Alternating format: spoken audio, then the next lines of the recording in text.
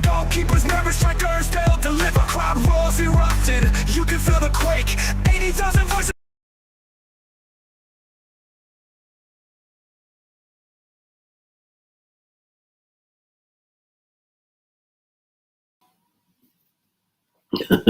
Nigeria gets absolutely smashed by Sudan, 4-0 in the home-based Nations Cup.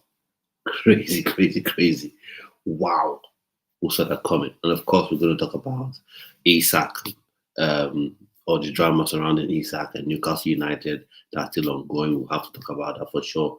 Also, we'll talk about Donnarumma possibly going to Man City, agreeing terms. Let's talk about that as well. And we'll talk about just a little preview to the Under-20 World Cup that'll be coming on soon, and some players we would like to see in the tournament for the Flying Eagles. Now, let's go straight into it now. How have Nigeria managed to lose 4-0 to Sudan? Due respect to Sudan, no Sudanese side should be beating Nigeria, should be beating any Nigerian team. None. But you see, in life, when you joke around, you mock about with serious things, it always has a way of biting you in the back. Always. In terms of talent production, Nigeria, you can't even compare Nigeria and Sudan.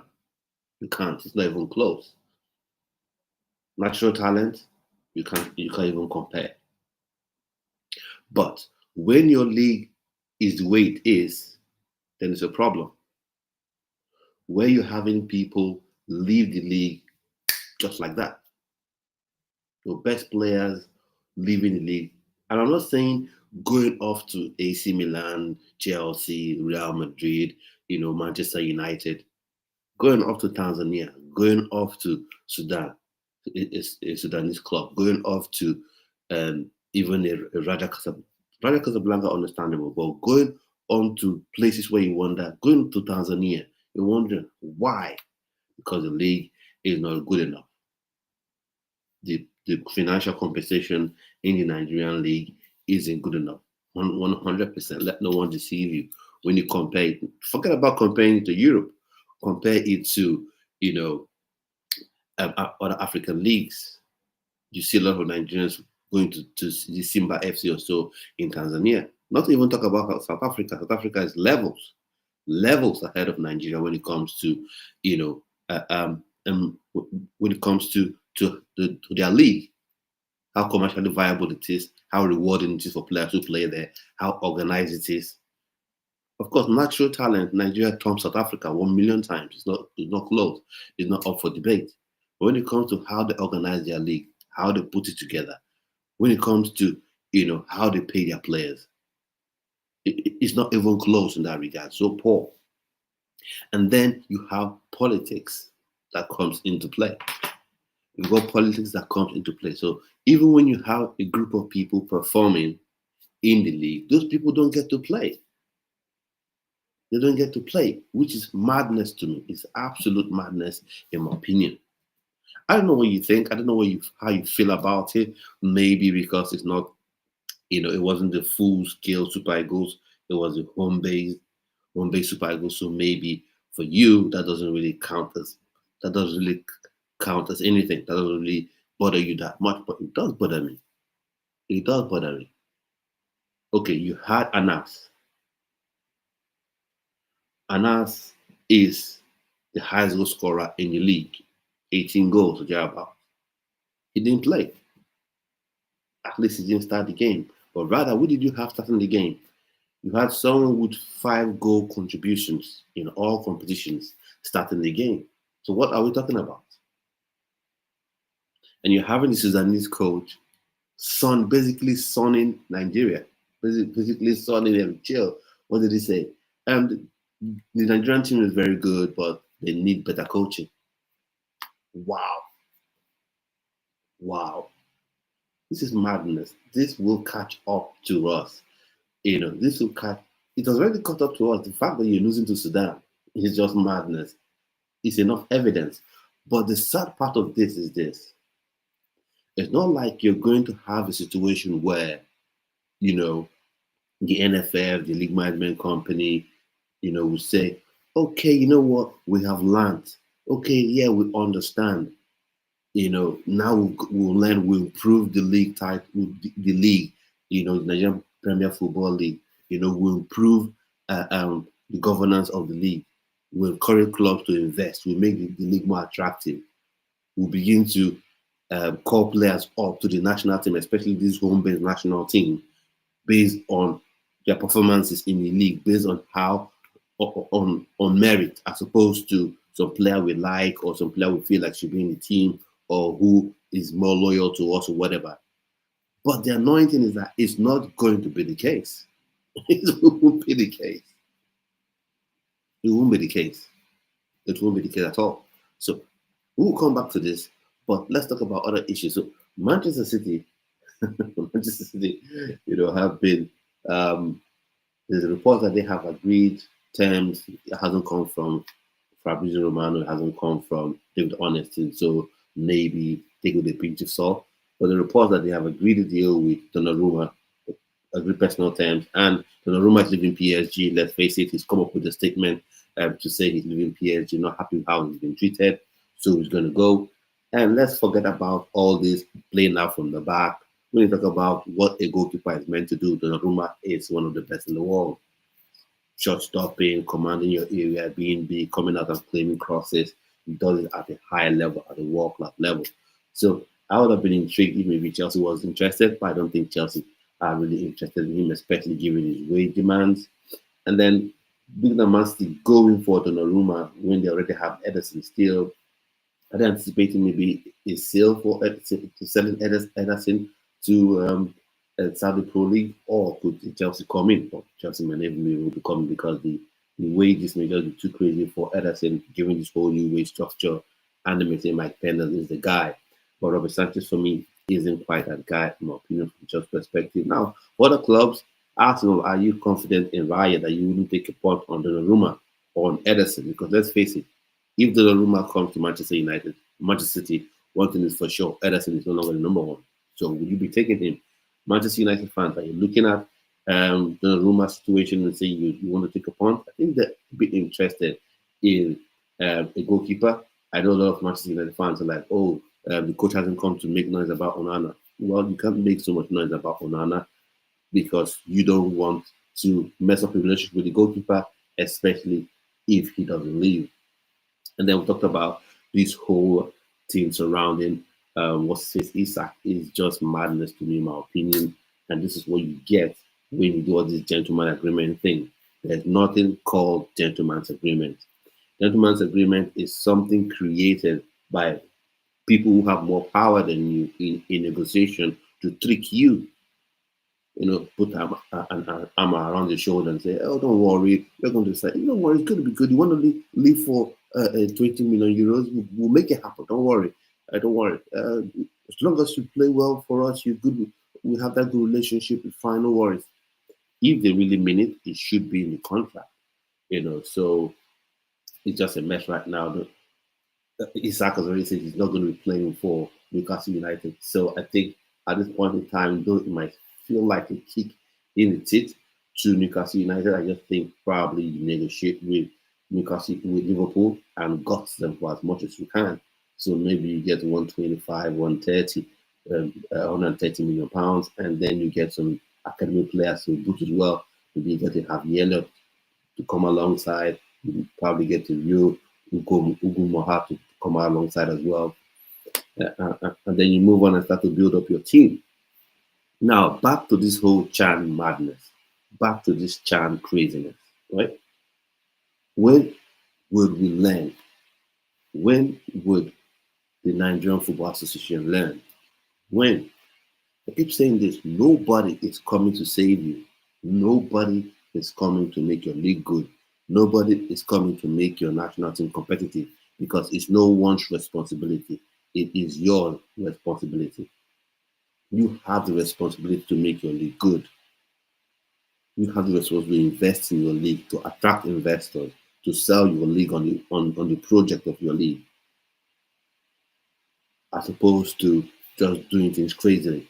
And then player selection. What do you gain from inviting players to the national team, whether it's for home-based players or for the full-scale Super Eagles team? They are not good enough. What do you gain? What do you gain?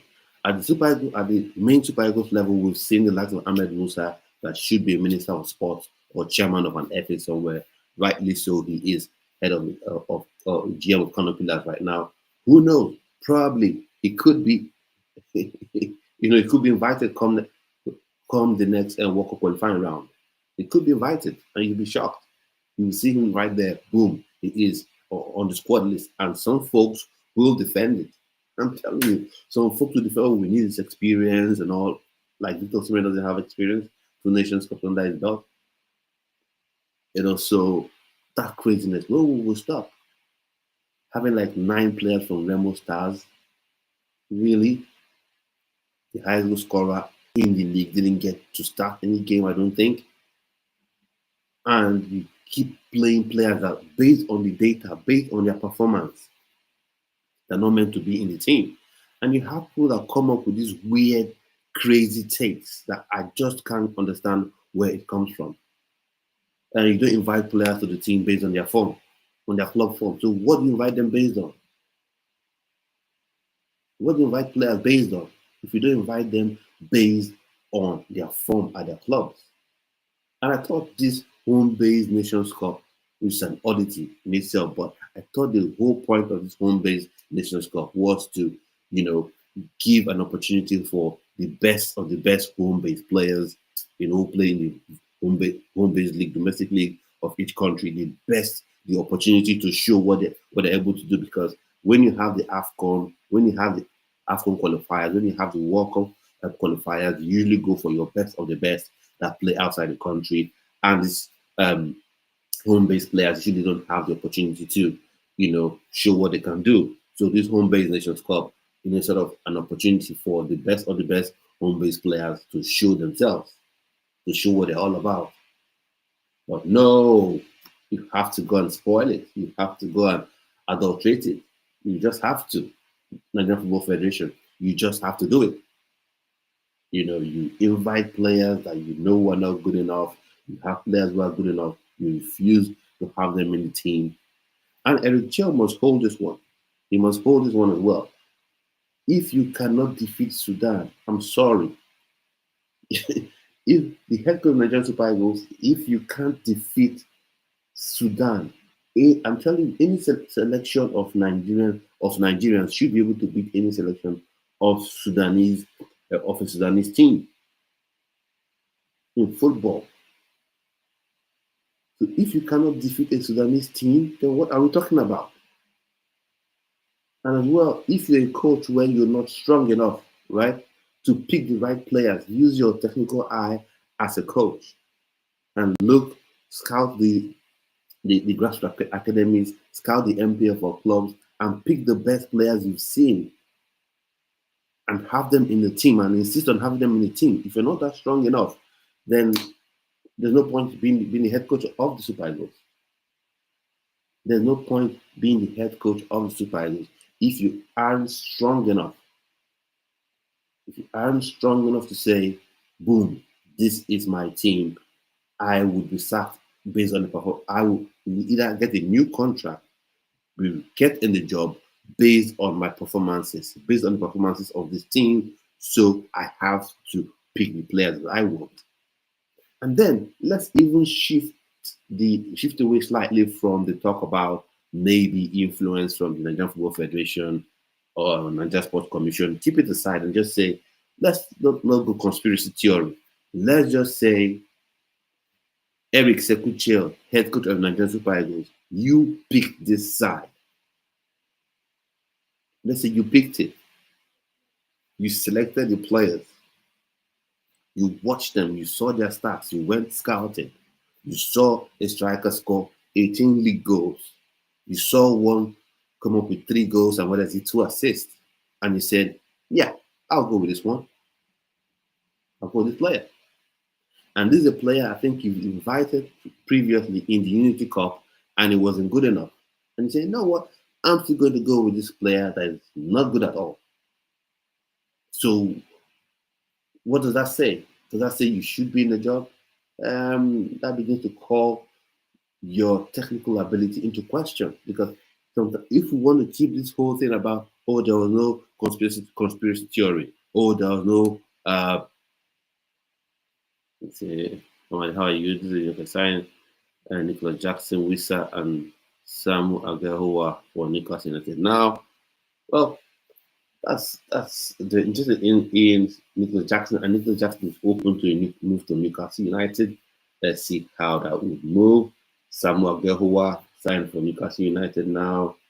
I'm not sure. I've not seen anything serious, concrete about that one. But I'll come back to that topic around Isak and Newcastle United and Premier League transfer news later on in the show. But now I wanted to keep talking. Let's talk about this tournament. Talk about the Super Eagles. Talk about Eric Chill. If you've seen players that are not good enough and you have them in your team, you keep selecting them. That means it's either you're not strong enough to stand up to the Football Federation, or you yourself, you're not good enough. Because if we say there's no conspiracy theory, if we say the NFF didn't have any undue influence in the league, as in the selection, then that means, Eric Chill, you have a problem. That means you do have a problem. Getting smashed 4-0. You know what 4-0 means? 4-0 means utter dominance. You don't lose 4-0 by mistake or by error or off there at the office. You lose 4-0 because the team was on that day better than you in every aspect of the game. You can lose 1-0, you can lose 2-1, you can lose 2-0 on a day, but to lose 4-0, that means on that day that team was head and shoulders above you, better than you. So it's just mad, and it's been coming. It has been coming. The question is, would people take this seriously? Would this be an opportunity to learn? Let's say you're walking down the street, you see a house says beware of dogs, and for whatever reason you jump over the fence and you get bitten by a dog. Now the next time you're walking by that house, if you jump in again, wouldn't that be stupid of you? I think anyone that does that will say that person is stupid. So at this point in time, would the NFL be able to say, okay, this should be a learning curve for us. Let's look for ways to improve this league. Let's look for ways to ensure that we get the best players. When we're talking about home base, we're talking about the main Super Eagles. Let's always get the best players in the team. Let's always get the best players in the team, as opposed to mucking about, messing around, and getting players we know are not good.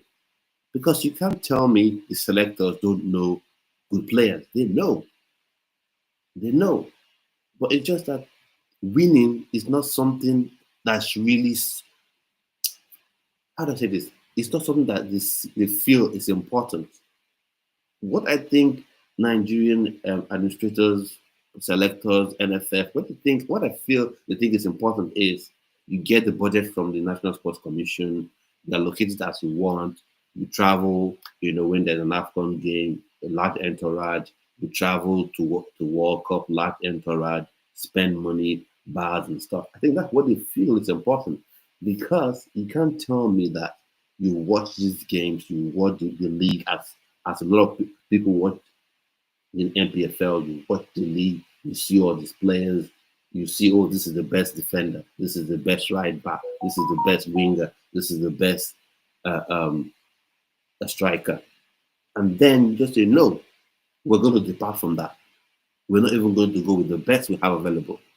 Because it's one thing where you play your best striker in the league, your best defenders in the league, and everything like that, and they struggle, then you can say, okay, there are levels to this. These players come from a league that is better. And even saying that, the Sudanese league is better than Nigeria. They have better than Nigerian league, which is sad in terms of how it's organized. It's sad. You have Nigerians rushing off to the Sudanese league. And I, for one, I'm not going to blame anyone. I don't blame any player that leaves the Nigerian league and goes off to Tanzanian league, Sudanese league, that goes on to China, India. I don't blame them. Why would I blame a player? Why would I blame a player? When maybe you earn, I don't know, 200,000 naira in this inflation a month, and then you see somewhere you can get $250 a week, why wouldn't you go? And then you see player welfare, how other players are treated in those clubs. Why would you say? Why wouldn't you go? Because in life, let's face it, because sometimes we look at these players and we forget that they're humans. They're humans as well. They're trying to earn a living for themselves, for their families. They're trying to earn a living for themselves and for their families. So back to this Isak thing. I want to talk about Newcastle United for a minute, and then I'll come back to talking about more about the Nigerian league. Talk about more, about what can be done in my own opinion to improve things, because it's easy to complain and point out fault, but it's also good as well to point out how things can improve. Whether or not the NFF chooses to take it on board, that's left for them. What I know to do is to do my own, you know, do my own bit, which is essentially giving my personal opinions on this. Now, Newcastle United, this transfer window has been really shambles for them. All their key targets, Ekitike got to Liverpool, unable to get in Buemo. Risa, we don't know if that deal is even going to come true. So they're still looking at that one to try to pull it off with Brentford. The main striking situation there is still a mess, because right now you don't have any replacement for Isak, and the way the stance Isak has taken, he won't be playing for Newcastle United anytime soon. Most likely will play for Liverpool. That's the stance he's taking. So what I would suggest to Newcastle United is not like anyone listens to me. It's not like I'm a Newcastle United fan, but I'm just thinking, why how, Newcastle United become Brighton 2.0, become Brighton on absolute,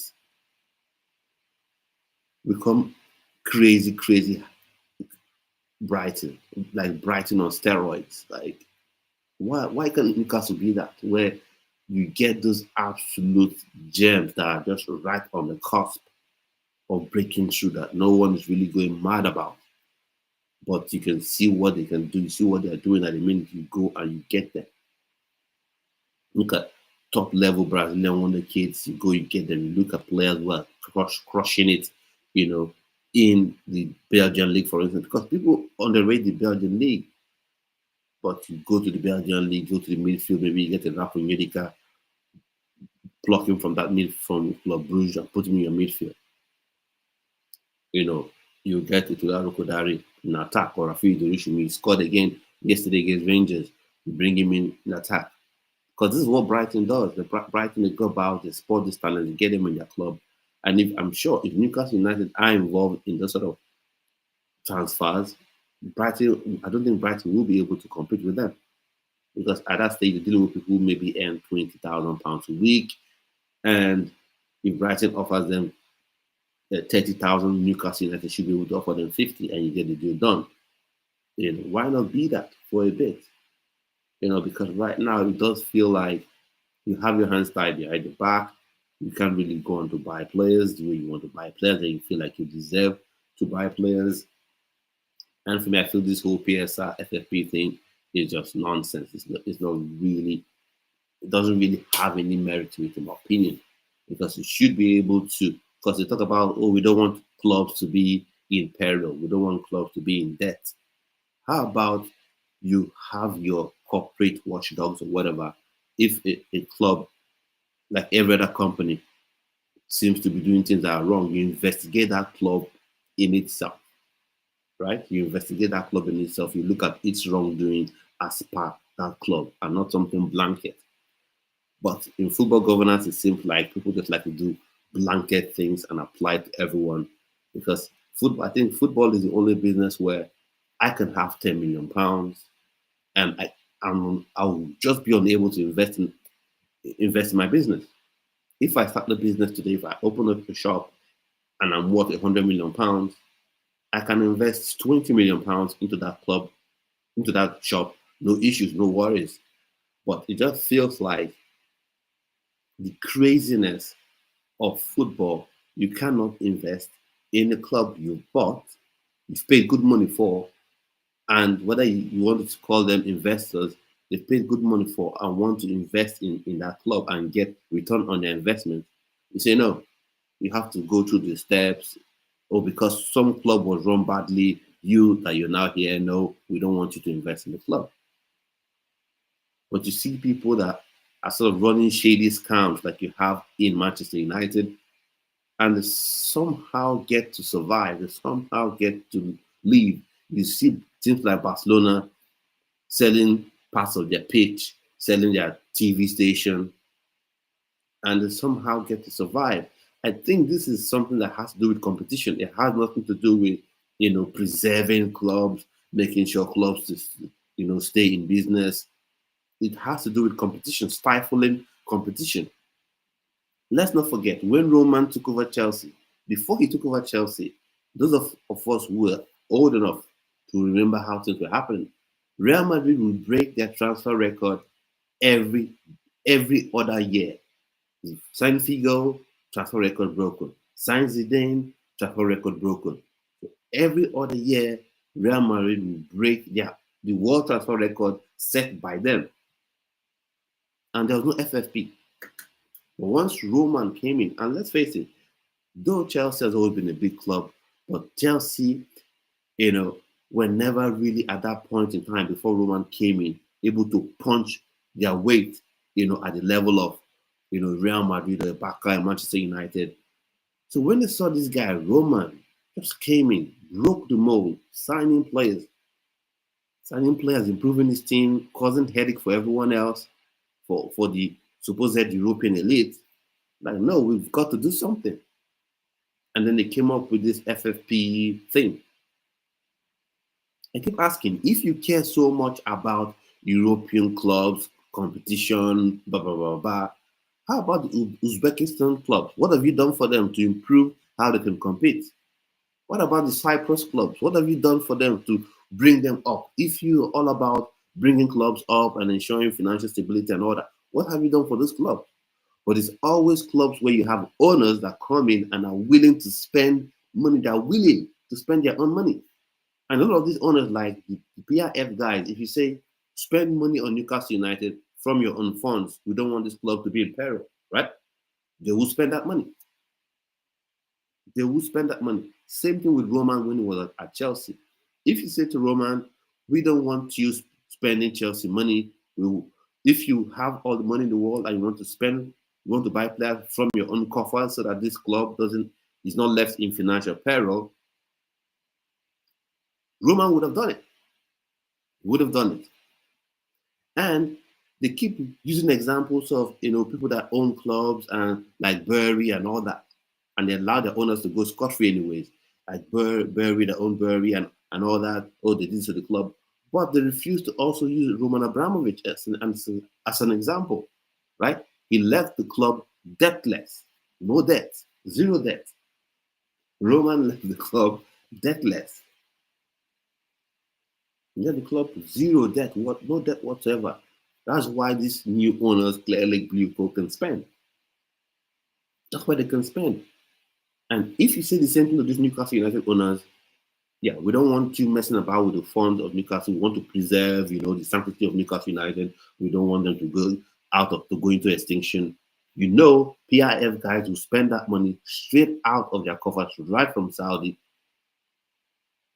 But no, it's not about that. Anyone that tells you it's about preserving the financial state of the league or whatever, it's not. It's not. That's my humble opinion. So, and then talking about Donnarumma too, apparently agreed terms with Manchester City. How is that going to happen? I think either way, that presents an opportunity. I think this Donnarumma presents an opportunity to clubs in the Premier League. If Manchester City agrees to deal with him and signs him, that automatically means Ederson is free. Because Ederson, I don't see him being a number two to anybody. So he will be looking to leave. And if he's looking to leave, then that means likes of Chelsea, who want to play from the back, maybe could be interested in him. But the issue of salaries, that may be the problem. The wage issue, that may be, an issue for Chelsea because they have the supposed strict wage structure or whatnot. But I think that would then open the doors for maybe, the likes of the Manchester United. So if maybe you can't get a Donnarumma, if he goes to City, you can get an Ederson, maybe. Um, maybe I wouldn't say Liverpool, their goalkeeping situation is sorted out, but that could present unique opportunities for other clubs in the league. So just some opinions about that one. Donnarumma possibly uh, joining Man City. And I think the way he's been treated by PSG is just shameless. It's really shameless, in my opinion. Like, he's helped you win league title, win the treble, Champions League, the French Cup, win the French league title, and then you're treating him like he's some piece of paper. You're just dumping him off. Like, at least let him be the goalkeeper, end of UEFA Super Cup, and then he can go. Or maybe does he? If you play in the UEFA Super Cup, do you become cup tied? I don't know. You become cup tied, or sorry, you become cup tied for playing it. Maybe that's what it is. I don't know. Now back to the Nigerian thing. How do you improve the league? First off, the mindset has to change. The NFF, Nigerian National Sports Commission, Nigerian Football Federation have to come with that mindset and say this: we want the league to be good. That's the first thing. Because you can throw money at things, if you don't have that mindset that you want to make the league good, if your intentions are not pure and certain that you want to make the league good, then you're wasting your time. Then there's no point. But once you have that mindset first, then you look at your league and say, what skill set do we have to make the league good? You have the skill set, you have the managerial skills, you have the commercial, notoriety globally to attract eyes to the league. Then the next thing you do is you look for business partners. Now, business partners, not we're not talking here about charity, people that will give you $1 million. No, business partners that would come to work with you as the league management company, as the Nigerian Football Federation, to make the league work. They make money. You get financial benefit as well as an organization. The league thrives. The players' financial welfare improves, and then you go from there. Now you look for people like maybe Clear Lake, Red Bull Group, or some other sports investment consortium, and you get a deal done with them. Now, you properly set out deal, right? You get naming rights for the club. You and your partners, the business partners, can get naming rights for different clubs all across the country. The structure of those clubs have to change. What they will do, they'll bring investment, build stadium, build training grounds, and all that. And what they will get in return is a percentage of all naming rights for all the teams. So you could have a Red Bull, Rivers United. You can have, an Ugamadu football channel, Ayimba, things like that. And then also transfer fees. For transfer fee that leaves the league, they probably get 2%. And that would encourage them to help develop talent. So when it gets to that point where talents have to leave, but what then happens is the welfare of the players improves, the quality of the league improves, and you must have grassroots, have a pathway for grassroots players. If you don't have a pathway for grassroots players to flow through your Premier League or your professional football league in your country, then you're not ready. You're not ready. Because right now, the likes of Beyond Limits, Atlantic Business, and all those academies that are doing good work, they're having players in their teams going straight to Europe, which is fine for them, but not really great for Nigerian professional football. You should be having these players flow through, let's say, beyond limit, and then you could have maybe an Aimba or Kano Pillars, sign a player from beyond limit. That player flows through the let's say Aimba Academy, and then gets to make his debut for Aimba. Plays be exciting. You have the hype around the player. Then the European club that wants to sign him, rather than going to sign him from beyond limits, will sign him from you, and the value of the player would even be more. But let's keep this signing aside because we're talking about improving the players. So when you have that pathway, that pipeline of players coming through, that's one thing. Then as well, the payment of the players. You have to pay these players well. You cannot have players running off to Tanzania. With all due respect to Tanzania, you can't have players running off to Tanzania, running off to Sudan, running off to the fourth division league in Latvia. You cannot have it, and then you expect your league to be competitive. You expect your league to produce quality players to play in teams like a Chan. You cannot. You cannot. What you should do is the payment, how you pay your players is important. And if we take it step by step, when you get these investors in, you have a negotiation with them. Naming rights for the league, you can have the naming rights to sell you, will license the naming rights to you. Naming rights for the different clubs will license them to you. In return, you help us with infrastructure. Not to help us, you build infrastructure for this club, stadium, academy, and all these kind of things, management things, while we now talking up like the NFL, for instance, will take care of the administrative staff, referees, linesmen, and all that. You help with technology and all those kind of things. Fine. So I tell you, if you see if Nigerian players earn £5,000, the equivalent of $5,000 a week, I'm not sure they're all too crazy about running off from the league. I'm not sure that they will really be open to running off from the league. No, I don't think they would be, except some super offer comes in. And let me tell you, you're not getting super offers from Sudan or super offers from Tanzania or Kenya. You're not. You're getting offers that are okay, that can make the players a bit more comfortable, but not really crazy offers. And when you have your players thriving in the league, then you can have European clubs come buy from your league. And then what should be the ambition of the NPFL? The ambition of the NPFL should be, let's be the sixth best league in the world. That should be the ambition. We're not saying we're going to be Premier League tomorrow. We're not saying we're going to be La Liga tomorrow. We're not going to be French Ligue 1, not even the French Ligue 1. But let's be the sixth best league in the world, right? So that would then mean all the best players from Africa, from African countries, before they go off to Europe, they flow and they remain in Nigerian league. They play there alongside Nigerian players. That's it. Because all these things we complain about, oh, this Chan we lost. Are we surprised? We're not. It's disappointing.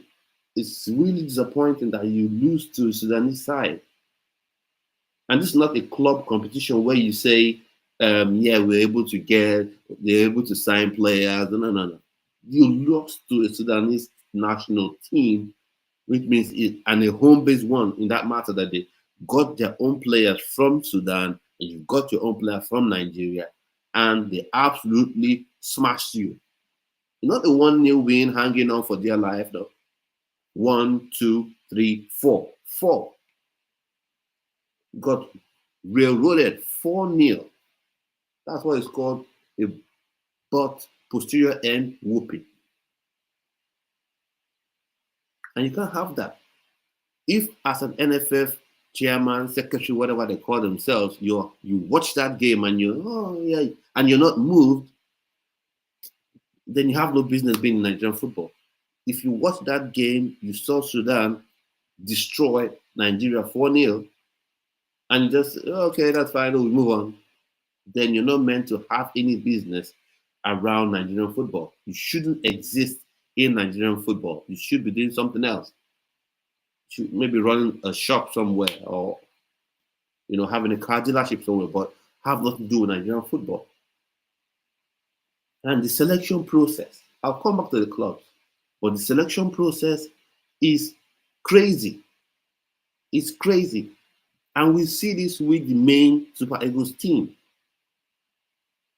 We see a guy that played 2 games for a club in the MLS, maybe not even in the MLS, in the USL, which is not even the second tier, but it's a league in the US that's of lower quality, right? You see a player that played maybe 3 games for that team, and you see him smash, have a Super Eagles color. While you have people who are performing on a daily basis for top European clubs, say, no, we're not inviting them. And for some reason, you see people that say, oh, yeah, the fact that you play for a top European club, it doesn't mean you should be invited. What? In which world, in which other country do you hear anybody say that kind of nonsense? The fact that you score really lot of goals for your club doesn't mean you score for your country. What? Then you invite, like, it doesn't make sense. The same thing, the same thing, the same thing. It happens at the main Super Eagles level, and you do the same thing. But that Anas, I don't know the guy obviously, but I feel sad for him. I feel sad for him because you worked your socks off. You've scored. You've worked your socks off. You've scored the goals. You've scored. 18 goals in the league. You worked your socks off. 18 goals in the league. And you're expecting to be rewarded in one way, shape, or form. You're expecting that, okay, if this chanting comes along, I should be one of the names.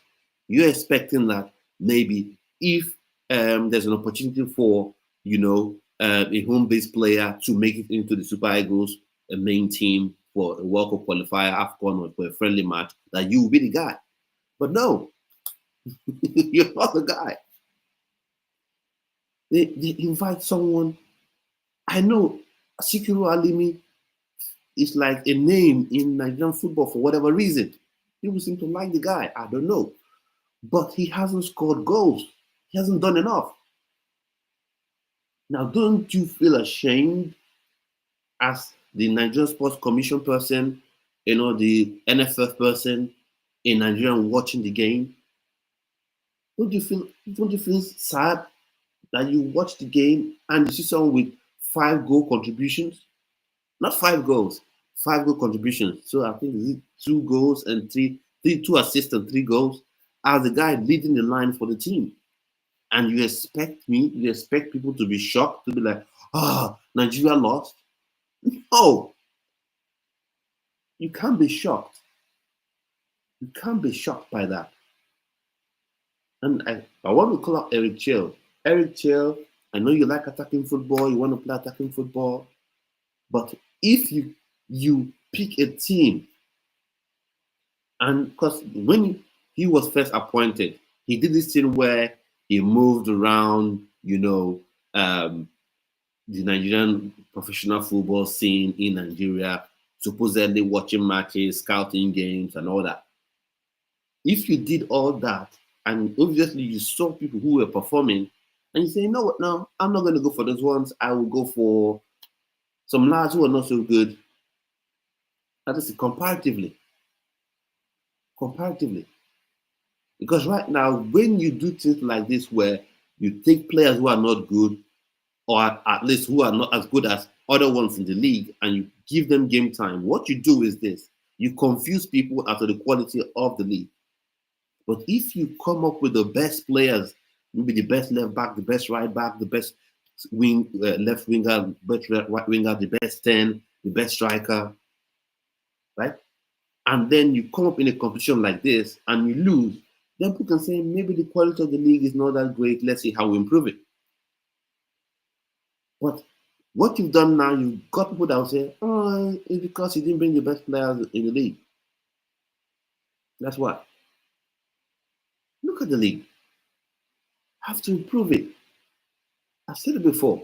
One thing is this: Nigerian football cannot improve with clubs run like state departments.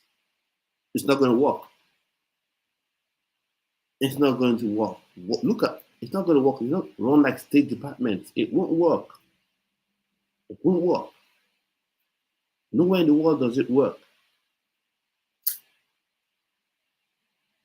You need to have these clubs owned by commercial entities, whether it's an individual, whether it's a bank, but institutions that want to make money. And people might say, oh, it's all about making money. When you want to make money, you don't allow your investment to rot. Because we all know when an entity is part of the government, it's everybody's own. No one really cares about it.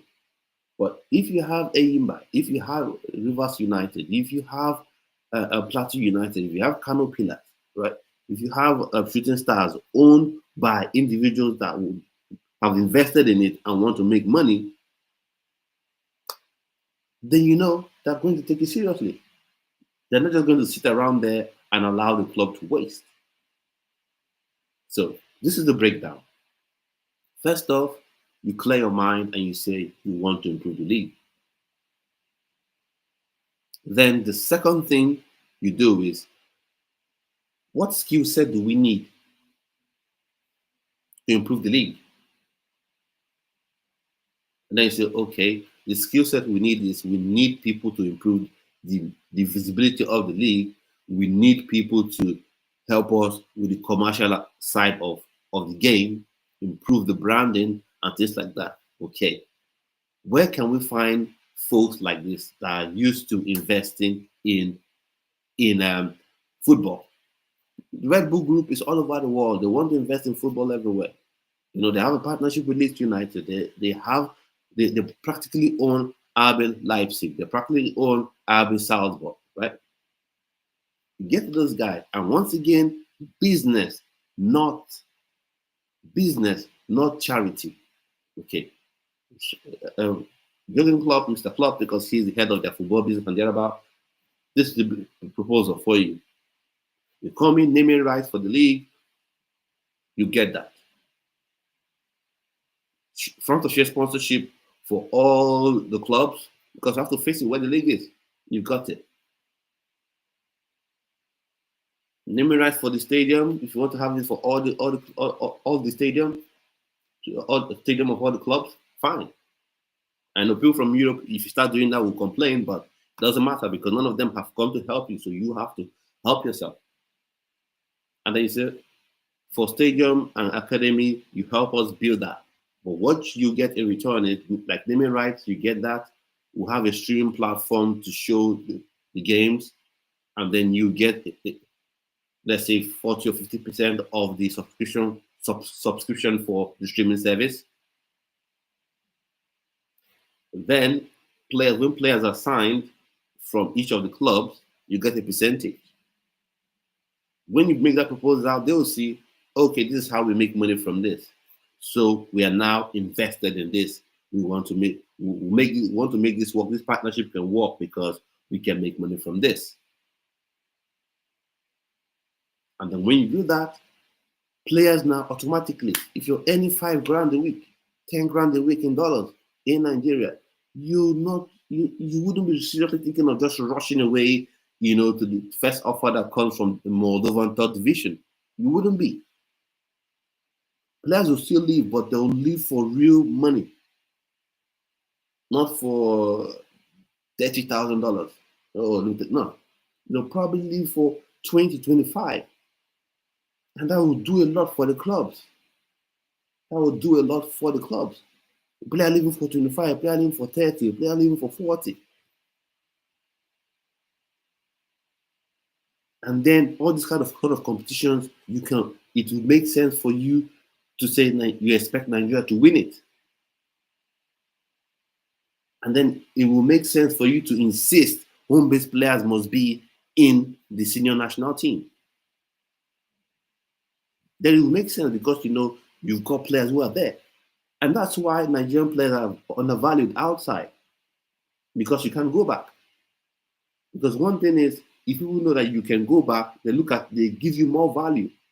Because in the German guy that comes to England to play, though the English team may pay him 2 or 3 more thousand, you know, pounds than what German club pays him, but he can actually go back and be very comfortable playing in that league. But in Nigeria, you leave the country. If it doesn't work for you at Chelsea, you go down the level. If it doesn't work, you go down, you keep going down to maybe you play in some football where they pay you in pesetos. So when you do that, the league functioning well, players' welfare taken care of, then you now go to brand visibility. Let people know your league exists. You begin to talk about it, create narrative around it. Be positive about the league. That's how you make the league grow. That's how you do it. Other than that, you continually get smashed. This has been coming. It's not a shock. People can pretend that this is funny. Oh, where are your best players? They go. And then this politics should stop. Stop playing politics with this national team. Stop it. Where you see a player obviously not good. Obviously, it's clear as day. He's not good enough. But somehow he finds himself in the team. Somehow he finds himself playing in the team. And you have fans as well that defend it. Because maybe they feel like, if we defend this bad decision by the NFF, that means we are defending, Nigerian league. No, it means you're just supporting what we call bad thing. You just support bad thing. That's what it is. You're not protecting the integrity of the league. You're supporting evil. When you see something that is wrong and you can't call it out, you're supporting evil. So I want to speak on what Sondolise said about Victor Osimhen. I'll come back to that because I think a lot of people have been talking about that team and giving him credibility. Class of '94 legend, but I have a few things to say about Mr. Sondolise. But then going back to this whole Isak thing with Newcastle United, what do you think should happen with Alexander Isak? So thinking, to me, Isak, that deal should be done. They should just come to the table, Newcastle United, £120 million or £130 million, add some academy players as well to the mix, because it seems they're so desperate to get him and so desperate to prove that they've got super pool as a Liverpool. You say, okay, we want Rio, add Rio to the mix, add another Javier to the mix, and maybe a couple of other academy prospects added to the list, and then to the package, and you give them Isak and you move on, and you go on. You do some smart business. Some more girl who is there, maybe a bit complicated to get him, but you are willing to offer 80 million euros for Sesko. So I don't think if you offer FC Porto 80 million euros for a girl who that scored more goals than Sesko, I don't think they will say no to it. Right? Some people see his buyout clause is 100 million euros, but you got to try. 80 million euros, you should be able to get him. We're willing to offer 80 for Sesko, who scored 14. Some girl who was scoring 20 plus, if I'm not mistaken. So why shouldn't you offer the same for him? Except there are other considerations you have that I don't know and I don't really want to talk about. There's Rafi there. He scored in the Champions League game, although his team didn't qualify. They lost. The damage was already done by Rangers in the first leg, if I'm completely honest. So why not do that as opposed to holding on to Isak?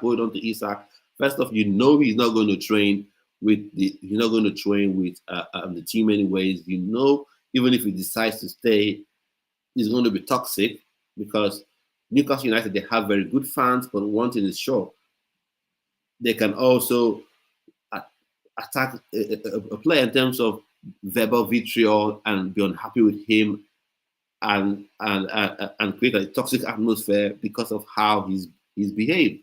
Because right now they feel betrayed, and rightly so. They have the right to feel betrayed. So it'll be a whole toxic environment. So it's best for him to leave the club, right?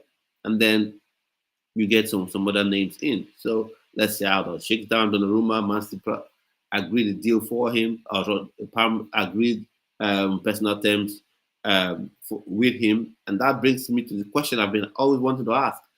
Is stopping up really an offense? Is it really a thing? Or is it just that, is this something that clubs just run to when they don't want the player to go? Because you keep hearing, oh, personal terms have been already agreed with the player, personal terms have already been agreed with the player, it won't be an issue, it's now for club to club discussions. I also think you ask for permission of the club, get an agreement in terms of the transfer fee, and then you go discuss personal terms with the player. But so what would that mean? Chelsea, I think that's out of the way to go. Donnarumma. Manchester United could be a destination for him. And then Ederson, it shows Ederson's future up in the air if indeed Donnarumma will be heading to Manchester City, because Ederson is just too good to be a number one, maybe the Saudi Pro League club comes in for him and takes him off the Premier League. If he's available, I think Chelsea should look at it, but I don't think Chelsea would, because of his wage demands. I know probably it'll be north of 200, and Chelsea want to stick to 160, 180 sort of thing. So, and that's it. And then Nkunku, so Bayern Munich are interested in signing Nkunku. So I think that would be a good move for him. But then again, where does he sort of play? Because he is more of a 10, not a winger. And even talking about wingers, I know Kingsley Coleman has been sold to Al Nassr. You still got the signed Luis Diaz as his direct replacement, like-for-like replacement on the left. And then, of course, you have Olise on the right. And, of course, there's Gnabry there as well. So maybe he takes the Musiala spot. Yeah, maybe Nkunku takes up that Musiala spot. There's also talk about moving to RB Leipzig. That's more of a romantic move, but his wages might be an issue for one, and his wages might be an issue, and the fact that they don't have Champions League as well may be something that may be a challenge for him. Because right now this is a World Cup year, players want to be in the best competitions that they can be in. They want to be in a team where they actually get to play week in, week out, so they can at least attract the attention of their coach. And if you're French, you've got to be playing regularly, minimum. You've got to be playing regularly, because the French national team is stacked, super stacked. So you've got to be playing first team football, minimum. And then you have to be special in that team. You've got Olise, Coleman, so he's gone to Saudi Pro League, so he may not be featuring, but the team is stacked. You got Olise in there, you got Ryan Cherki as well. He's made his debut, so the team is stacked. The team is seriously stacked. Now, look at I want to talk about Isak, and then that will be a transition to talking about Osimhen and talking about what Olise had to say about him. Now, first off, Isak, Johnny Stoys out of the prime, doesn't want to train with the players, with his teammates, doesn't want to be reintegrated. Even if the deal falls through, he doesn't want to be reintegrated into the team. Unlike Nicholas Jackson, if his move doesn't work out, Chelsea are looking to reintegrate him into the team, not looking to really push him out or anything like that. But Isak doesn't want any of that. He doesn't want none of that. He hasn't handed in transfer requests that would sort of give Newcastle United some financial relief. He just wants to leave. And now it's funny. Why I say it's funny is because you have a lot of Nigerian fans who sort of love football and love to talk about attitude of players. You've got to have the right attitude. You can't play for my club if you have attitude problems. Some of them Liverpool fans are like, oh yeah, Liverpool, we have Pool. We've got Pool. No one talks about attitude issues about Isak. No one complains about that, right? But if it's a Nigerian player, even if it's not a Nigerian player that plays for Nigeria, if it's someone with Nigerian heritage and the name is a name that some Nigerian fans can pronounce, connect with, like Madueke, Unduka, Chinedu, Chinonso, Haruna, Abdullahi, Chisom, Belema, instantly they start attacking, they would attack that person. Now, I want to go to what Sunday Olise said. And this class of 94, people see them as deities, like they worship whatever they say. And there are some people who have YouTube channels, podcasts, that worship the class of 94. Now, I love the class of 94, what they did in the Africa Cup of Nations, the World Cup, how they performed, really shook the world. But they're human.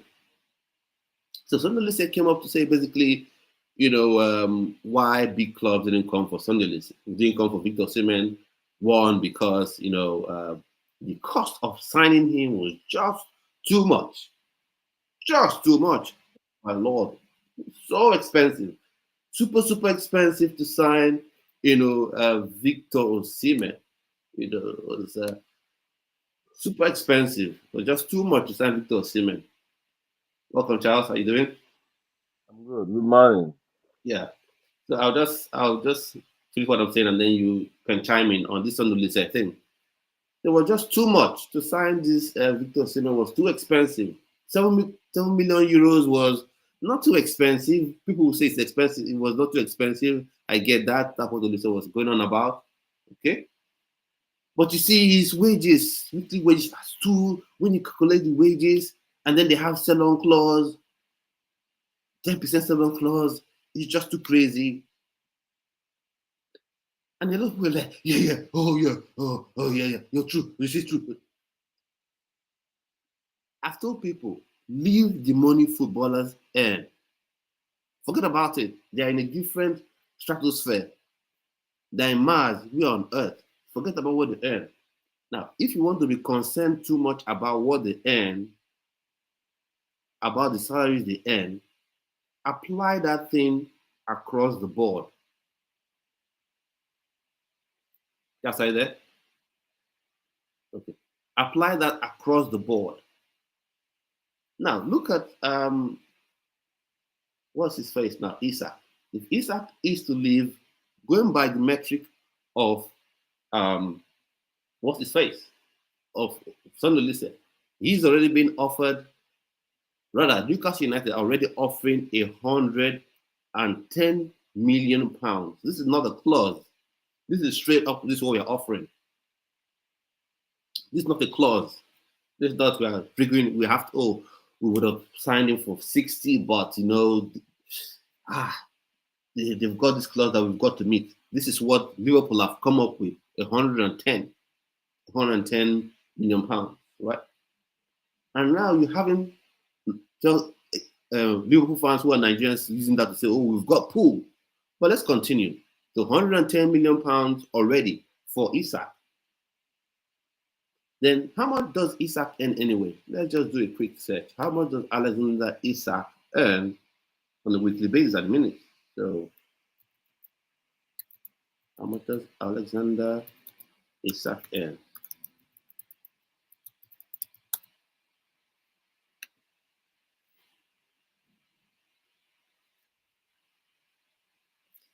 He wants 200 a week, but I think he's on 120 thereabout. He's on 120, and the report that he wants 300. Now he's on 120, right? He's on 120. Chelsea, welcome back. He's on Thank you very much. 120,000 pounds a week. That's Isak.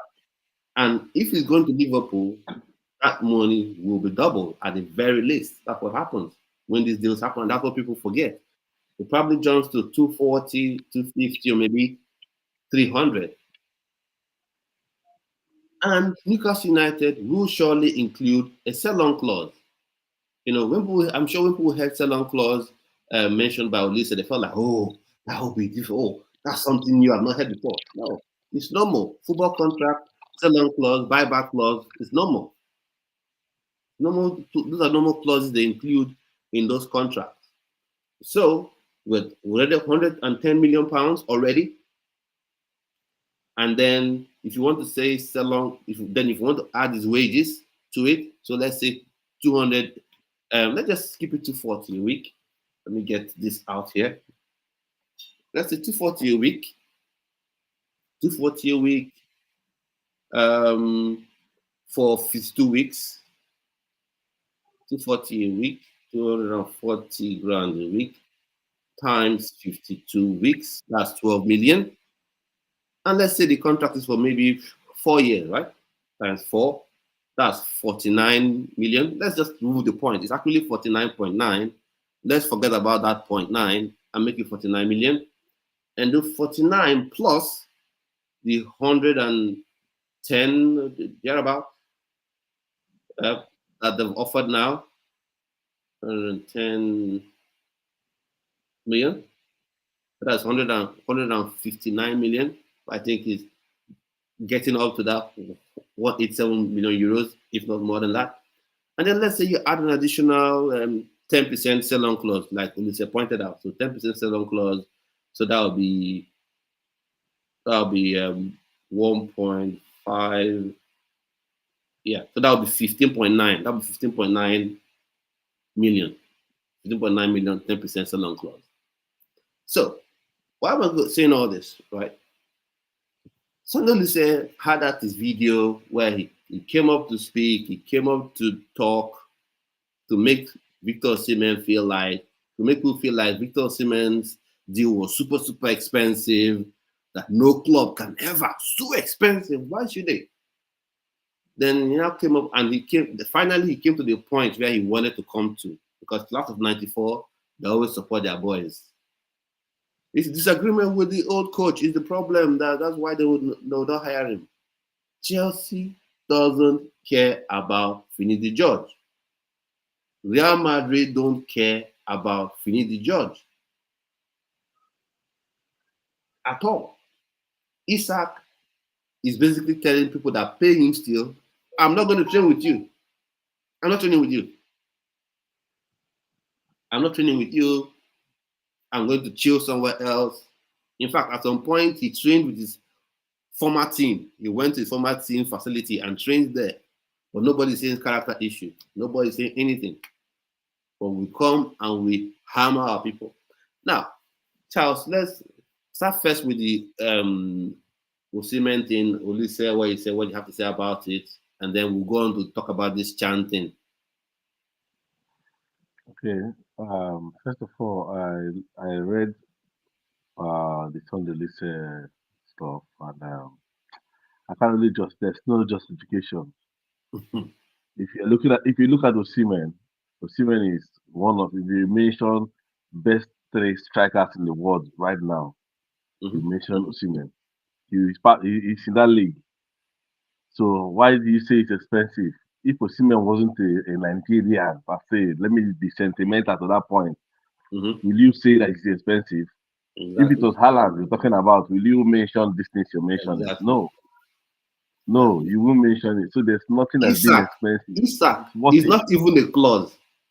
It's not even a clause. The Isak is not like, oh, Liverpool, you have this rock solid buyout clause that you just must do it. You have no option. This is what Liverpool have come to say we are offering.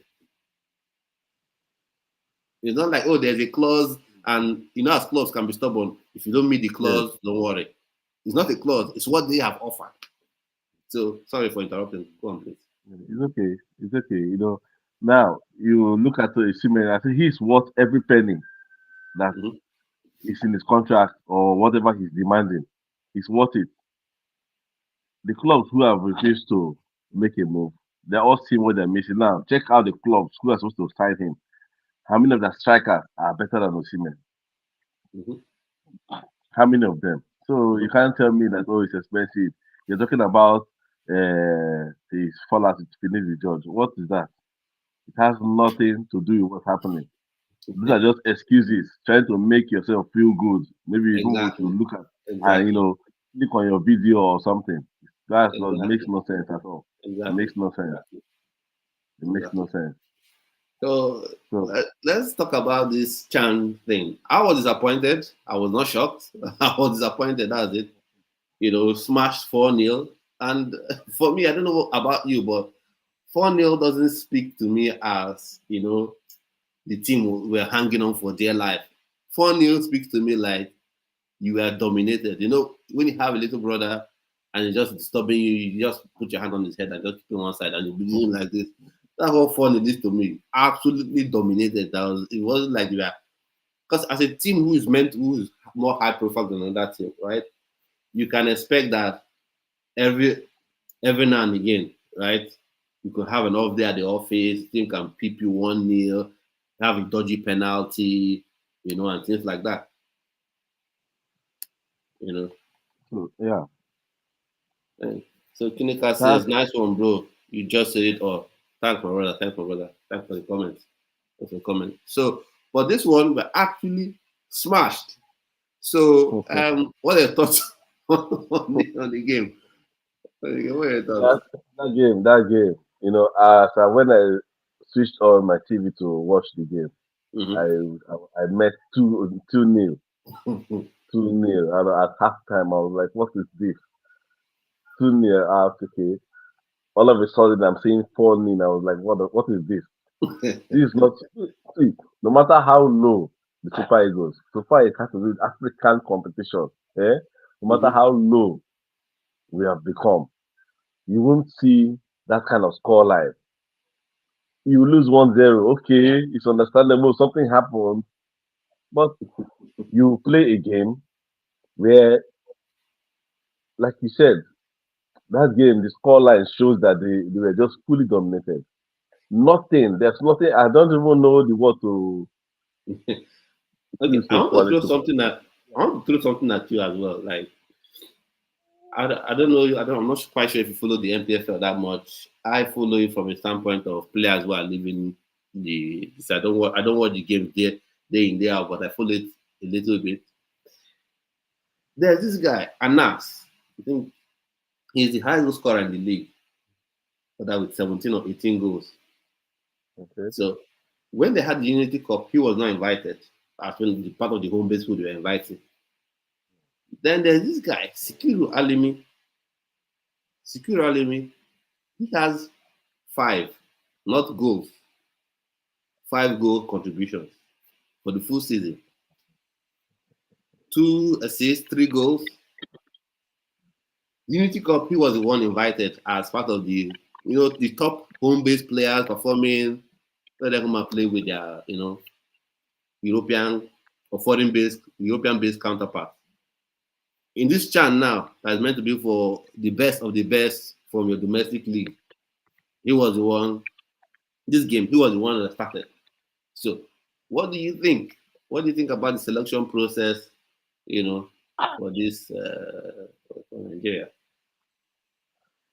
It goes a long way to tell you what's happening with the association, with Nigeria. You know, how can you have your highest goal scorer not being part of a team? How? Who will now play? Now, if you check very well, the most creative player in the league might not even be part of. That's because I don't follow them. I know these things like I don't even get myself involved with their league. Yeah. You see the analysis you just gave now. The highest goal scorer was not called up. Then who did you call up? No, I think Anas was called up, but he didn't play. Okay. Like Unity Cup, he wasn't called up for Unity Cup. Yeah. That's the one that had lots of foreign players, and then he had home based. Yes, This one, I followed the Cup. Yeah. It wasn't for that one. He wasn't called up at all, which was shocking. Yeah. Like you think that the best player in the league, we're talking about home base, you get the best from home base to mesh with those people.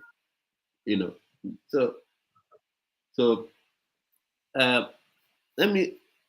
We have other things to talk about as well. I want to ask you about Isak. I want to ask you about Donnarumma as well. What you think about Donnarumma? Should your club go for him, or you're happy with Raya? Because suddenly he's become available. Donnarumma has become available in a way that I wasn't thinking he'd become available.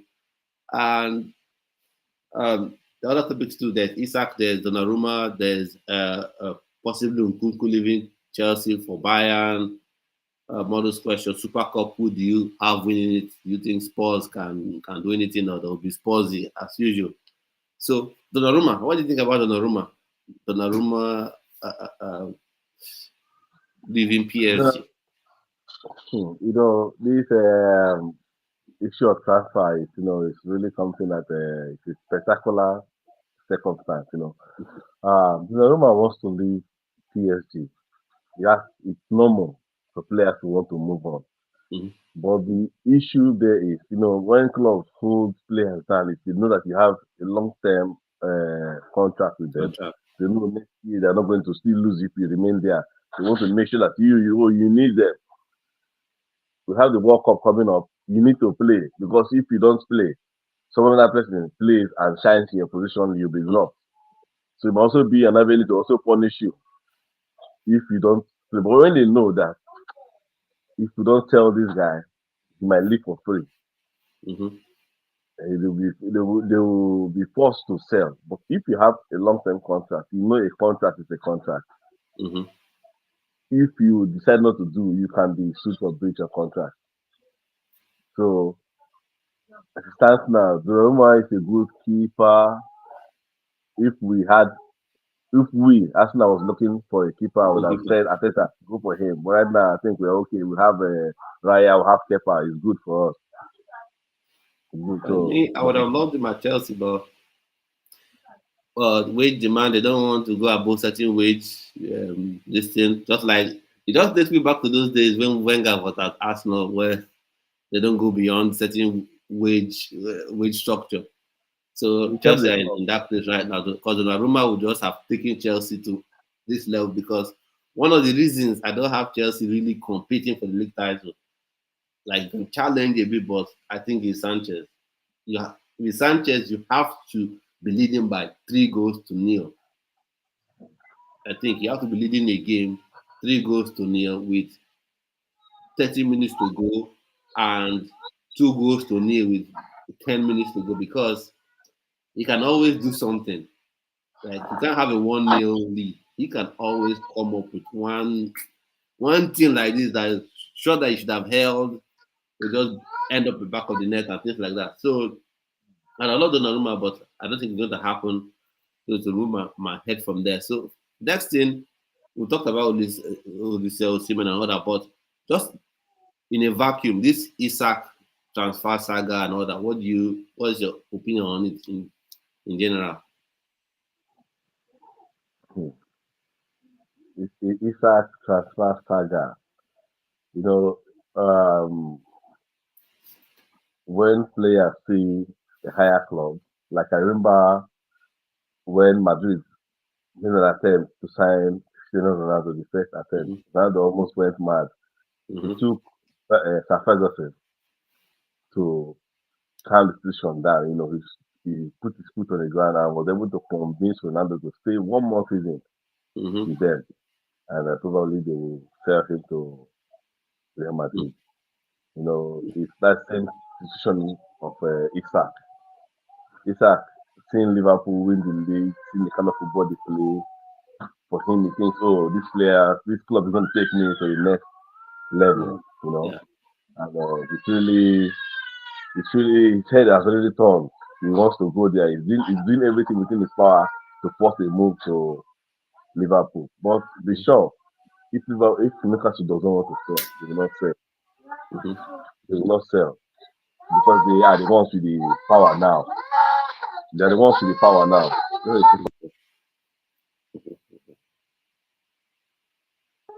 Sorry for that. No, it's fine. Uh, they will not sell. Okay. They're the ones with the bargaining power now. You know. Yeah.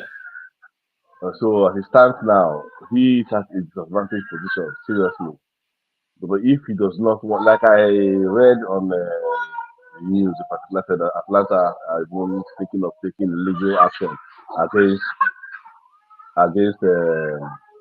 Lukman. We're taking back Because against Lukman. yes, Because the contract is there. It's yes, it's me what I said about contract is this. What I say about contract is yeah. Is it? Okay, no, go ahead. My network was kind of Okay, unstable. Yeah. yeah, that's fine. So what I said about contract with this and football players is don't be only focused on exit. I mean on what you're getting for signing that contract. Oh, I'm getting 150 grand a week, or I'm getting 200 a week. Also think about the exit when you're leaving. I don't think a lot of footballers have that in the back of their mind when they sign the contract. They don't think about the exit thing because, like just like I said when I was talking about Osimhen and all that, that the bar clause, sell-on clause, release clause, they're not new. They're things that always exist, and you can have them in the contract. Say if some people get so specific to the level that if Liverpool makes a bid, or if a team that has won the league title in the last 2 years makes a bid for me, I automatically should have your permission to speak with the team. If a team from Spain, some people get hyper specific in the contract, so you have this sort of provision, and when you have it, it's cool because okay, you let me go for 120 million pounds if it's a team from England. If it's a team outside England, you let me go for 100 million pounds. It's all there in the contract, but now it just feels like players don't really focus on that bit. So when it's time for them to leave, then it's always, it's always a mess because there was talk of um, a, a gentleman, was there a gentleman? No, there was talk about him signing a new contract, a contract extension. The person in charge or the sporting director then did not did not bring that up for him to sign the new contract. He already said, "Oh, you had 4 years. He had 4 years on his contract already," and then now he's been sacked. Now, though he still has 3 years left on his contract, and it's just a mess, in my opinion. Now, with respect to Newcastle United, still staying on Newcastle United before we move on from them. They've missed out on a lot of targets this season. Buemo, they missed out on him to Manchester United. They missed out, obviously, on Sesko to Manchester United. They missed out on James Trafford to Man City. Well, I don't understand why he's going to Man City because you're not going to bench Ederson. For starters, you're never going to bench Ederson. I don't know how you bench Ederson. And then now you see them being interested in Donnarumma. It's just a bit funny that James Trafford ended up going to Man City. But so they lost out on James Trafford to Man City, and they just keep losing out on targets. So we saw they're still having tough negotiations with Brentford. Now, who knows if one person just decides to waltz in and go for Wisa and takes him off their hands. I was thinking, they have the money, but it's like they can't spend at a particular level, right? They can't spend at a particular level because of PSR and FFP and all that jazz. So I was thinking, wouldn't it be possible for them to operate like a slightly higher level Brighton? By that I mean, like, Brighton, they're able to get these gems, like, all over the world, and then come to the team and they instantly take to the Premier League like fish to water, and then at a level. So can Newcastle United just go for, okay, we are not able to hit those Sesko, even if Sesko, I just think it's hype that Sesko is there, but we are not able to get those top level target now because not like Manchester United, even if they have not won the league title almost in over 10 years, they'll say they have history and all that. So those kind of things, cool players and all those kind of things. So can they operate at that level, or doesn't it make sense for them because they want to be a Champions League team at least consistently? Okay, there is something about when you have money. Mm-hmm. When there's money available at your disposal, you want to stick your hand off to where those persons who have money can stick their hands off. You Mm-hmm. want to go there. You will not be thinking of, oh, I can do something under anymore. No, you know. So I think that's the position for now. They're looking at, oh, Manchester United can go and sign a player from like Chesco. You can also do that. Mm-hmm. Oh, if Luis Suarez in his prime was available, you can also sign him. You have the money, you can pay him what they are paying him. And this is an issue for these players. Most of them look at this are upcoming. I don't need an upcoming team. I need Mm-hmm. a more stable team, a team that is an established team already. You know, that's the kind of team I need to be in. That's what most of the players look at. What's the history of this team? You don't have no history. If I come here now, we start, they don't want to start afresh. So Newcastle United are not thinking in that line. It would be a Mhm. good idea for them to think like that. Start, get the gems, get the players, good players that are not even known. Mhm. Then you get to know them. Now you see Caicedo in Chelsea today. Where did Mhm. he come from? I remember Kante of Chelsea, Leicester City from nowhere. Mhm. You see a Ben White playing at Arsenal today. Where? Brighton. Like, get these players. The top clubs will see them and come for Mhm. them. You can also use them and get to where you want to go to. Yeah. They are as good as most of these top players, just they are not known. Yeah. So these are the issues. These are the issues. So if they are able to think like that, it will be good for them. Okay. All right. Let's talk about some UEFA Super Cup game. So that's contribution from you, but like in terms of the Newcastle United thing. But one thing I see is that this since that the FFP thing is a challenge for them, PSR thing and all that. But anyway, let's see how it all shakes down, still developing. Well, so Super Cup. Who do you have winning that one? Because right now you've got PSG that lost the Club World Cup final. They're going to play against Spurs. Sorry, PSG that won the UEFA Champions League. Going to come up against Spurs that won, shocking, won the Europa League.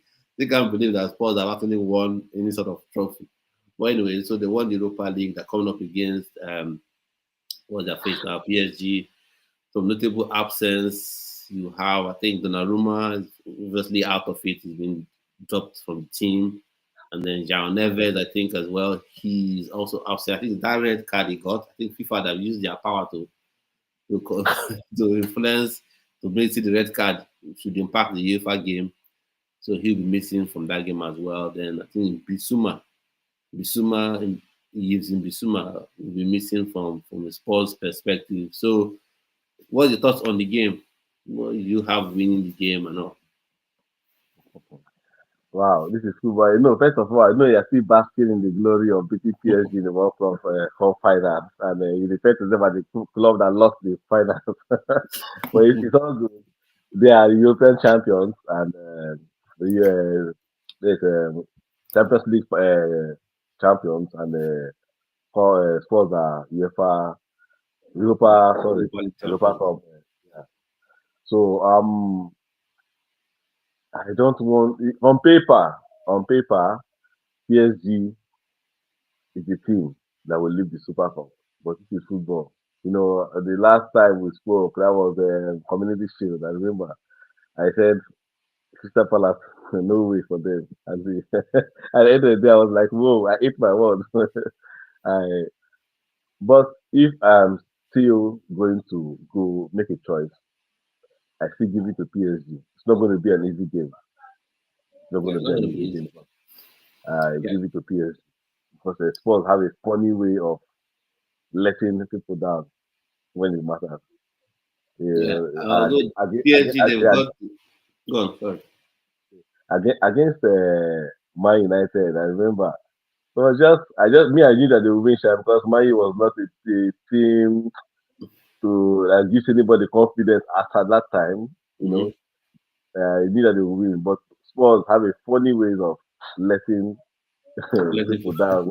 When you think that, oh, they are there, they will let you know that they are not there. So I don't have confidence in them. I give my support to PSG. PSG is Yeah, going to for win. me, how do I say Spurs? Uh, I'll say this. I know it will sound maybe a bit crazy, but I think if it was Ange that was the coach, I would have just said 100% PSG will trash them because they would have gone up with this their mad high line, with this their crazy high line where you have centre back standing right at the center circle, and one thing with PSG is that they like to pass out shot from the back, but they're not afraid to go long, to play that ball long behind you, where Due and others will run it behind you. With Spurs right now, I think what this what his name Thomas Frank is trying to do right now is trying to make them a bit more solid, defend more defensively solid. That's why they signed this Palinia from Bayern Munich. I used to play for Fulham, a defensive minded person, going to be a bit more pragmatic in their start. So it may be a bit more difficult for PSG because PSG, I think their players are getting to this arrogance level where they want teams to attack them and be open. If you don't attack, they say you're not playing good football. But overall, I still think PSG will just have too much for them. Kvaratskhelia, Due, Dembele. I think this is where he should shine and just make the Ballon d'Or official. Make the Ballon d'Or official with this game. So I think they will still win this game. That's what I'm calling. I just feel like it will be slightly more difficult under Thomas Frank. This is the kind of thing he likes. A team that is well seen as stronger than you, that the whole world expects to beat you. This way he can set up well and pressure you. But on the other side of things, you look at it, you say, have the Spurs team or players fully embraced his style of play? Because it's a drastic shift. Let's put it that way. It's a drastic shift. And was crazy gangbusters, high line. Forget about defending. Defend doesn't matter. Just go. Just go. But he's more pragmatic and all. So have they really bought into it?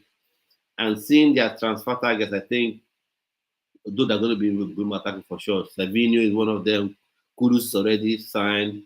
Odegaard is already in the team. I think Matistel, I think have this made that deal permanent. So he's there as well. So I think they have some attacking players, but that's the quality. Is Matistel as good as Due? Not quite sure. Kudus, I think, is good. He has to prove himself in this game, but can he do it alone? So that's the question. Now we'll talk about some Chelsea news. Is it news or topic? So if you just join in, we'll talk about a couple of things. Talk about the Chan thrashing that Nigeria received. Absolutely slapped in the face, by Sudan, 4-0. So let me know the opinions of that in the comment section. We talked about some people say Osimhen, what they had to say. If you watch that video, if you read the transcript, let me know what your thoughts are in the chats, and just keep your questions coming. Anything about and Isak as well. Talk about Isak. Let know what your thoughts are. Who do you have winning the UEFA Super Cup? Is it Spurs or PSG? Let's have those comments rolling in.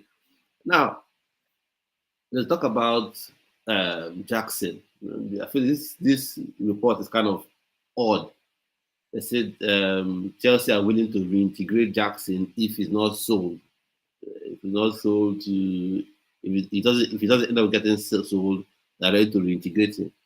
Now, what are your thoughts on it in general? Then I will give my own thoughts about it. It sounds like you have no choice. You can't throw him away. If you can't sell him, you just have to make use of him. There are plenty of competition. Chelsea is in the Champions League this season. They're going to play in the Premier League. They're playing what they call it, FA Cup, Carabao Cup. So he can be the striker at one of those competitions. Let him just join in. That's what it sounds like, because they cannot just keep him out of the team.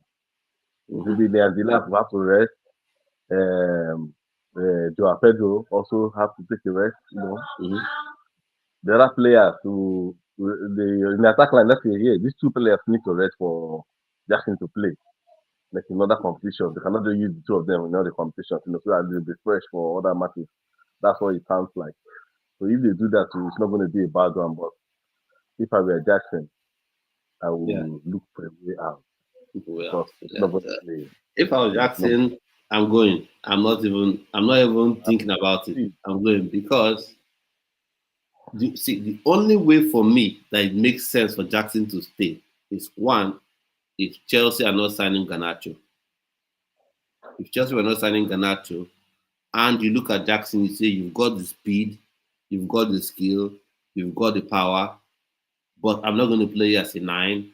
I'll play you as a left wing option. So you and Gittins can compete. You can be the two left wing options. So it's easier you're battling with one person for a starting You know, spot. that that's only if the coach considers it in that line. Maybe the coach does not even see him as a winger, Yeah, so and he that's the sees point that exactly, yeah, like exactly. That's the point I'm one making. position. I'm saying Yeah. if the coach sees it that way and then he can sell that to Jackson and say, I'm keeping you this.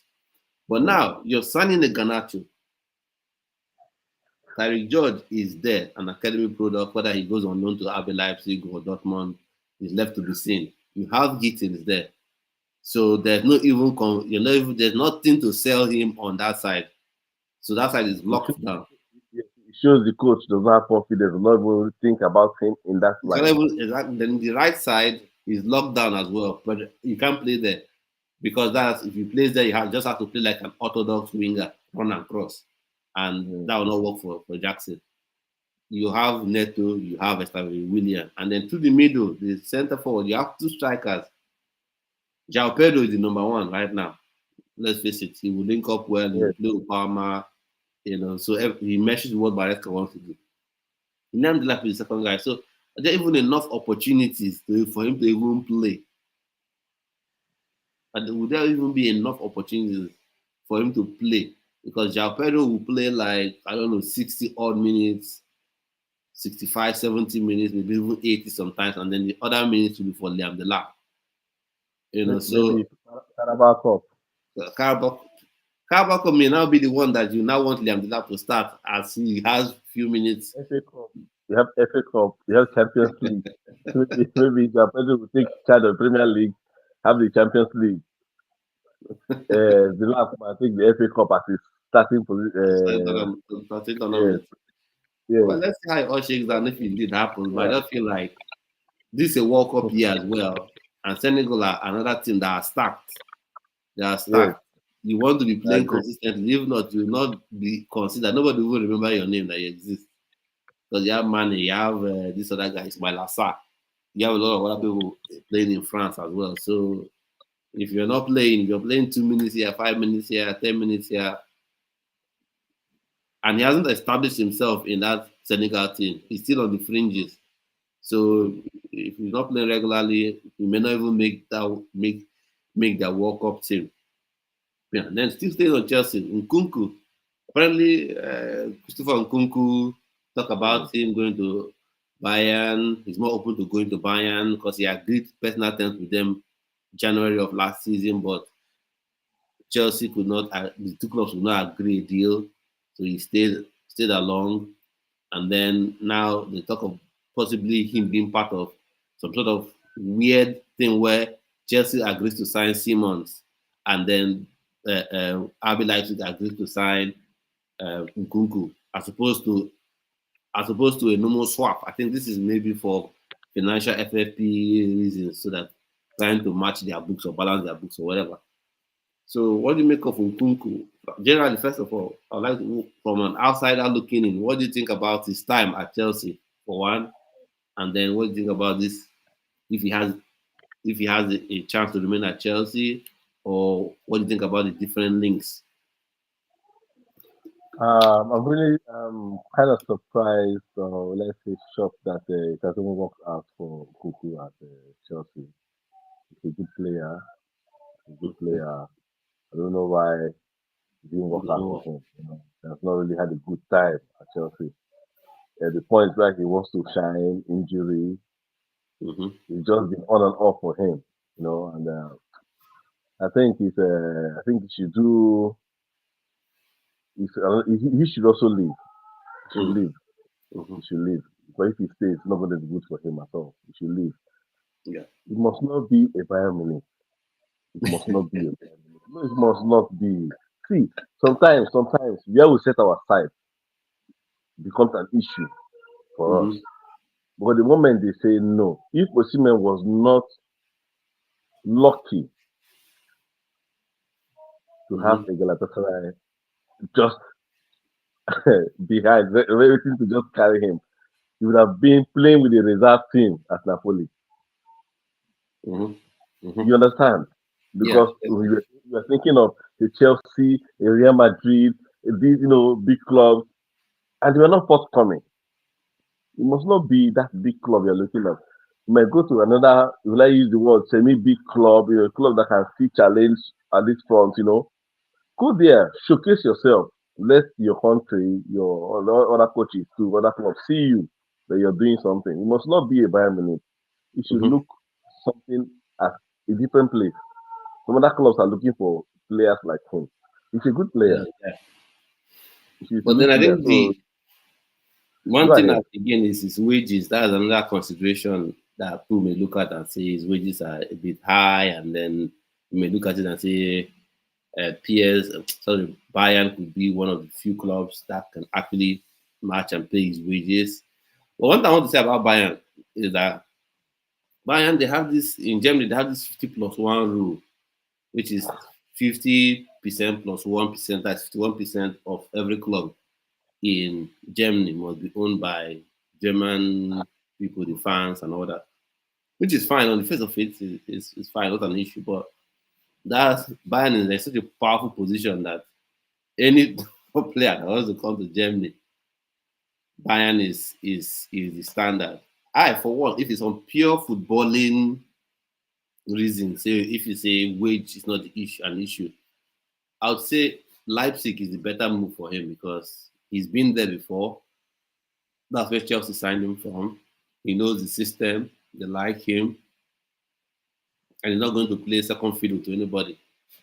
And same thing with Bayern Munich, really. The system may be something he has to learn, but the midfield now is slightly empty. Musiala is injured.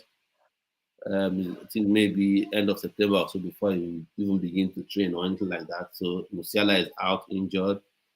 They wanted to get Florian Wirtz. Liverpool beat them to Florian Wirtz. So that may be an option, but I think RB Life would be a good place for him to play regularly. For me at Chelsea, I just feel like when I say this, a lot of Chelsea fans they say, "Oh, why are you saying that?" But I just think that's the truth.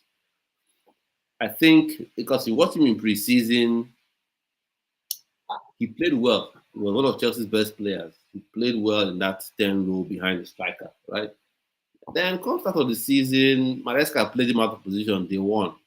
They won. Played him as a left winger, as a width hugging winger. And he was struggling, struggled the whole game. That game was the Man City at home to Stamford Bridge, at home at Stamford Bridge, to Man City. And then after that game, it was just you play 10 minutes here, you play 3 minutes here. Even when he wanted to play as a striker, playing 10 minutes, playing 3 minutes, was playing Conference League. So I think Maresca has his hands, has dirt on his hands as well, has a lot of stains, his fingers in the mud as well, with respect to why Gungu didn't work at Chelsea. Because I know Palmer is the guy. Every time I say this, oh, what's Palmer? Palmer don't drop. Of course, I'm not saying drop Palmer. I'm not saying bench Palmer. I'm not saying sell Palmer because of Nkunku. What I'm saying, Palmer is human. So well, sometimes he needs rest. Sometimes he could be struggling in a game. You change him or bring this Nkunku or Felix, and he didn't do it. Mareka didn't do it last season, and that's one of the only things that make me think twice about Simmons. If his quality level, Simmons is good. He brings something different because he has that is space to play through the middle with that speed. Is something unique, But would Maresca now be open to? I'm going to allow this guy play some games, or I'm still going to hold fast to Palmer no matter what. Palmer cannot be dropped. No matter whatsoever, Palmer will play FA Cup, Carabao Cup, Premier League, Champions League, full game. So that's something to consider. Except maybe Maresca may be thinking, I want to go 4-3-2-1. I want to go 4-2-3-1, yes, to play with 3 10s like we had with Hazard, Mata, and Oscar behind the striker, maybe, and then wingers overlap. But let's see indeed if that one happens. So I think that's most of the thing. We talked about Isak. We've talked about So if you just join, we'll talk about Isak, this whole madness with Newcastle United, if indeed he's going to stay or not going to stay. Talk about, of course, Donnarumma. We do want him at your club. Arsenal, they already have Raya. I would love him at Chelsea, but wage structure, Chelsea don't pay beyond 150 anymore for weekly wages. So maybe that's not going to happen at Chelsea, not even Ederson. So Robert Sanchez, that's what we're going to go with. The world class, world beating, world champion, Robert Sanchez. Going to go with into the season. God really, really help us. And then as well, we talked about Chan. Talk some opinions on Chan. So if someone was to ask you now that, okay, how can we improve this team? What would you even say? Because we know Nigeria is a complex place. What would you even say if someone says, how do we improve? Let me ask you, let me even be the someone. How should we improve Nigerian football? The grassroots level, the league, how do we improve it? Okay. Like I said earlier, because of some irregularities, things that we noticed from the outside, someone like me, I just lost interest in our local league and the rest. But Mhm. the way to improve is scouting, getting the best and featuring the best in competitions. Because if you bring up people who do not meet up to the standard, definitely you make the team look like a mediocre team. Mm. Now imagine, um, for instance, you mentioned the best striker in the league. The best striker in the league was not part of a team. It's not part of a team Mhm. that plays in a particular competition. Even the competition that he was later invited, he was not even, he didn't start. Then who started? Mm. You understand? You must bring in the best for that team to work, for you to see improvement. You can't take second fiddle and leave the first class and expect to get a first class result. No, Exactly. you can't. So you must pick the right player, not by favoritism. You just make sure you choose the right and the best player for your team to improve. That's what I want to say. Yeah, yeah. So that's fine. That's fine. This stream has been a long one and a very nice one. Having a nice discussion about everything football with my man, my friend, Mr. Charles. So, but just to say, with the as we're getting closer to the start of the season, we'll be doing pre-match previews. We'll be doing post-match reactions, rivals debates. So exciting things. We'll be doing giveaways like fastest fingers. You can win yourself data and things like that. So a lot of exciting things on here.